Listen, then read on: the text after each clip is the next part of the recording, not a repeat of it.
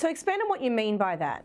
Obviously, teacher quality has been something that is the subject of government policy, particularly in the last government. They put a lot of emphasis on improving teacher quality. But what do you mean by teacher quantity? Yeah, so the issue here is that while Australian teachers work relatively long hours, they spend comparatively little of that time actually teaching. We have them spending significant amounts of time on administration and tasks that really are not related to the teaching and learning of students. If we're going to maximise students' learning, we've got to maximise the time that teachers spend teaching.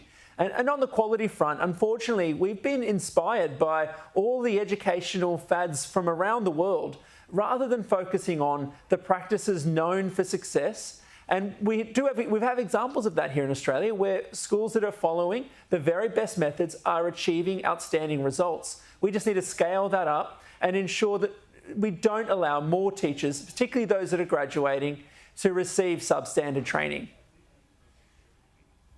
Glenn, $662 billion has been spent on schools since NAPLAN testing commenced, and in the last year, we spent a record sum for a single year.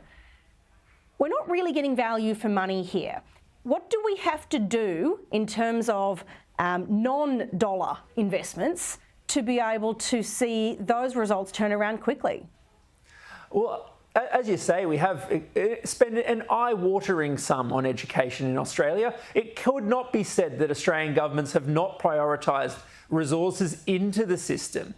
Compared to the rest of the world, we have some of the highest funding and fastest growing funding for our schools. But what we've lacked is solid investments of that funding. To this day, while we measure significantly the amount of money that goes into the system, there is not a single piece of data, and I repeat, not a single piece of data that tells us how money is used in schools. And the practical consequence there is that if you're a school leader trying to make good decisions with your finances, there is nowhere to go, a best practice guide about making smart investments. That puts a lot of pressure on schools and on principals to really be working this out as they go.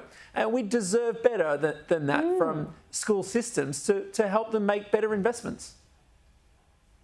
So that's really interesting. It's not possible, for instance, for a struggling school to look at the budgets and the way money has been spent and programs pursued in a top school and try and model it in their own environment. Exactly right. We ask schools to really work this out themselves rather than give them good guidance. And while we know that there's evidence-based practices out there, many schools and teachers won't have that ready at hand.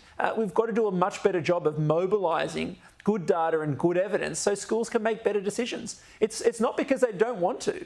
Teachers are so motivated for the welfare of students, and principals work so hard to ensure their schools are as successful as they can be. Unfortunately, the systems have really failed to give them those tools for success. That is a really interesting and useful insight. Glenn Fahey, thank you very much for your help tonight.